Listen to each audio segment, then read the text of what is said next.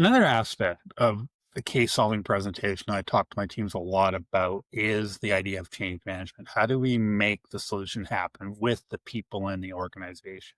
What's the change management plan alongside the plan to put the strategy in place?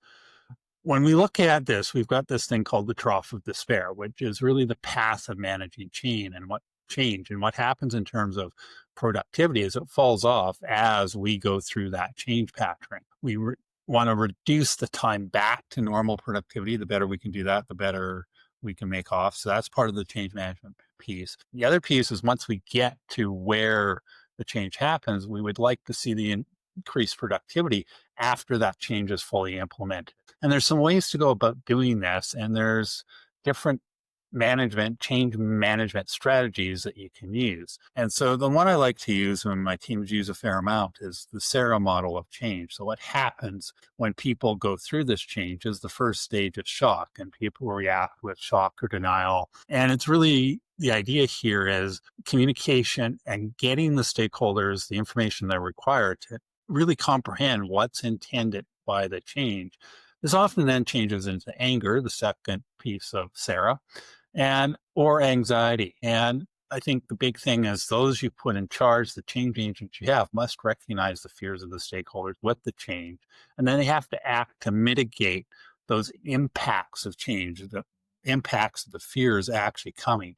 So putting in a plan to help you with that. Then we have resistance. Resistance may be experienced. Business stakeholders resist the change. So again, the change agents have to address this by seeking management support, management intervention. But again, thinking about what's happening in terms of the people. How do we help them understand and how do we support them along this path to the change so we get to acceptance where stakeholders start to come to terms, change is embraced, benefits start to be realized, and the acceptance then leads to that effective change that's supposed to happen because of the plan we put in place in terms of the strategic plan or whatever that solution happens to be. And the last step is healing or hope, where new behaviors are manifested, but you have to watch out because it doesn't happen all at once. You have to encourage stakeholders to keep trying and realizing that individuals act in different ways. So the challenge is really deciding on the change, how to achieve it, while still considering the feelings of the stakeholders as you go through the model of change. So that, again, you can take that productivity that you had before the change and increase it after the change. Another model out there is Cotter's 8 steps, also kind of known as the burning platform. So really creating a sense of urgency with that burning platform, building a coalition of people that will guide people through the change by forming visions, initiatives. So really explaining what's happening, enlisting people that believe in those initiatives and that vision in order to help you so they can make or help you enable the people that the change is going to affect by removing things like the barriers that are in place to generate short-term wins, celebrating those short-term wins, and then figuring out how to sustain this and then really move on a path of acceleration of the change so that we can institute that final change. There's a lot of materials out there on Cotter. And again, it's a fairly common platform in terms of ways that people look at how do we implement change in an organization. And then there's ProSci, which has ADKAR.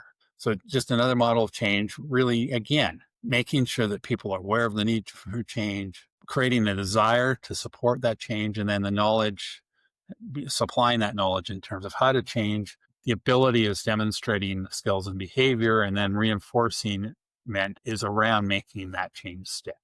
So again, there's a number of models out there. It really doesn't matter what one you use. They are necessary, though, in order to put in place.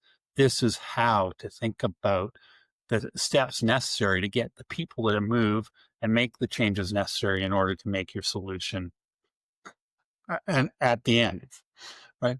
What's happening in terms of this is we've got the human factor involved in all of this. So we need to have connections made, Part of that plan needs to be leading and modeling. You need to communicate. You need to build personal trust and confidence. You need to build relationships. So all of those pieces have to be built into the change management plan that you have in place. And then there's a model out there called the C zone. And I like this a lot because it just asks some questions in terms of how much change, where, or what's needed. You, based on the number of questions, how you answer them, not at all, sometimes most, you start to award yourself points.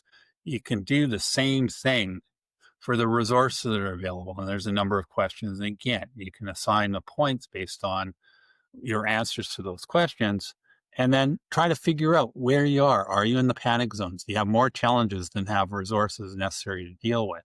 Or are you in the dough zone where you have a lot of resources in place, but you're not got the challenges? So you're trying to find that mix where you find yourself in this zone where you can actually manage and you've got a balance of challenges with resources. So I think key piece here is to start to think about where you're sitting in terms of the resources you have available to you and where you sit in terms of the challenges. And if you're overburdened by one, you need to make some changes in order to get into a zone where you've got a balance and the change can happen. And then the last piece is really, what's the change regime? How do you map this regime as you go through it? And it's really about going on a journey, building relationships, obtaining results, accounting some accountability, providing some leadership, and making use of the setbacks that may occur in order to have a journey that gets you from what your current state is to what you envision the future state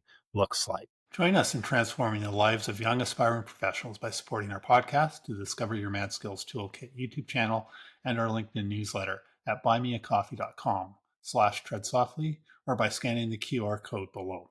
Your contributions directly fuel our mission to equip these individuals with the vital mad skills that today's employers demand. Together, we can make a significant impact on their career to success.